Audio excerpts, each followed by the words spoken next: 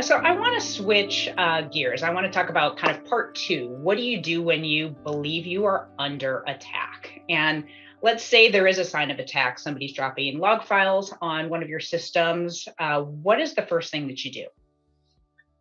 Really, from a technical perspective, the first thing you do if you detect an attack when it's ongoing is try to stop the attack. Many of these things sort of gain momentum and steam as they go on. A ransomware attack may infect different systems, and if you're able to catch it early and isolate it, you may be able to protect yourself against a significant amount of the harm.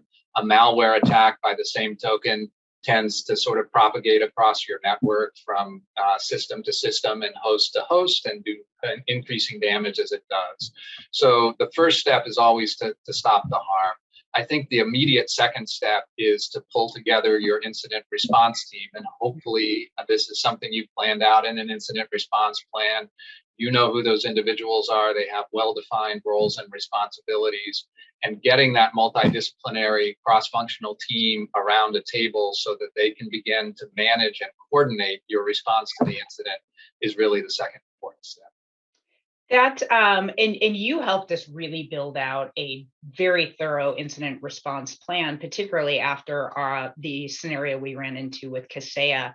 Now, one interesting thing that you told us, Todd, and this was very specific to the type of attack that was on Kaseya, where there were little pieces of logs on a computer, and you said, take communications offline. And do you want to explain why you told us to do that?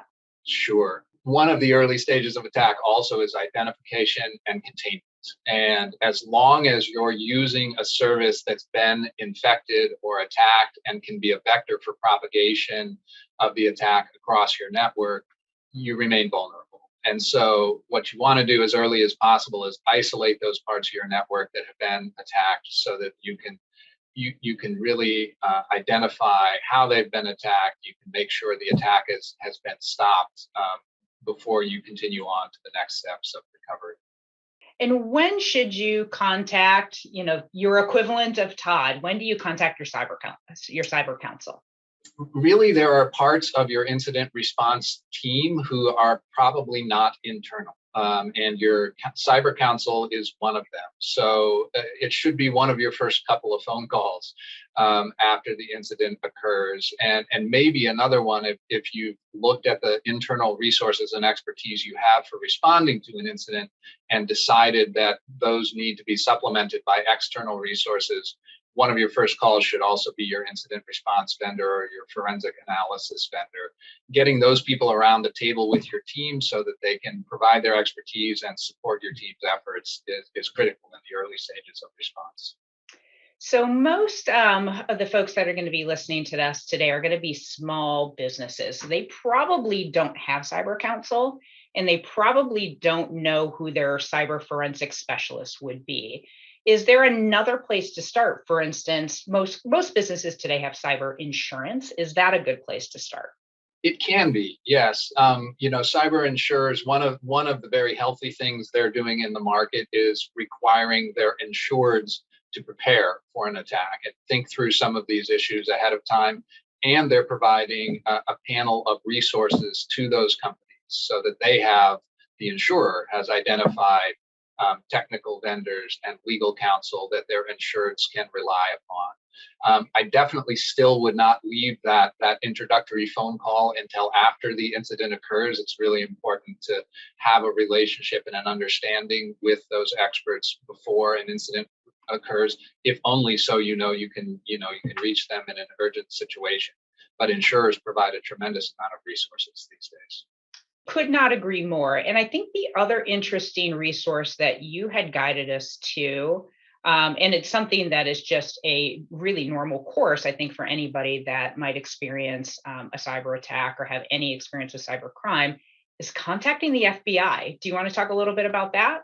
Sure, absolutely. It can be important to contact law enforcement early, and the FBI in most markets or jurisdictions is the technical lead for these types of things. It's important for a variety of reasons. Sometimes the FBI has intelligence or information regarding a particular threat actor or a particular attack vector that they're able to share with the victim, and it assists the victim in their technical response. Always contacting the FBI is on the sort of laundry list of responsible first steps to take in response to an incident. And if you're subject after your incident to the scrutiny of plaintiff's counsel or a regulator, it can be important to demonstrate that you engaged in a diligent effort to do everything you could to respond to the incident. And one part of that is reaching out to law enforcement. That's super helpful. And what I'd love to do again is focus now on how do you assess damage from a cyber attack? Is there, and how long does it typically take to assess whether or not you've had a meaningful impact? Yeah, absolutely. This too varies with the type of attack that one suffers. There are ransomware attacks that are very visible from the outset, or denial of service attacks would be another type, where you know what the impact is because that's how you discovered the incident. Yeah. Your service went down. You can't access your network anymore. You can't access your data anymore. And you very quickly sort of learn the metes and bounds of that impact by trying to access your service, to use your email to communicate internally, to use your phone system, only to find out that too actually these days is digital and runs through your computer network and is unavailable to you. So it ranges from that to the opposite extreme would be something called an advanced persistent threat attack, which is where a sophisticated hacker gains access to your network and spends months conducting reconnaissance, installing backdoors and other persistence mechanisms, exfiltrating data, and you may only very slowly be able to sort of retrace their steps forensically and understand the potential impact on your network and your data. How would you recommend a business to prepare for, besides talking through and getting a risk assessment of their environment, what's a good place to start to make sure that they're prepared? I think really gathering the right players around the table so that they can provide input into, what would be important to their business function and what they would need to respond effectively to an incident.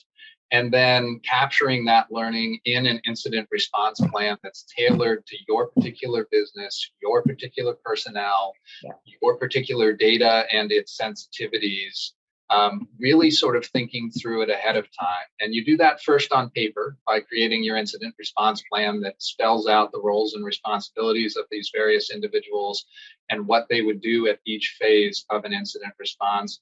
And then you try and make it as real as you can before it's real. And you conduct a tabletop exercise or a penetration test so that your team gets as close to kind of live action practice responding as it can before an actual incident. And hopefully through those things, you will have thought through many of the questions and it won't seem so overwhelming when an incident occurs.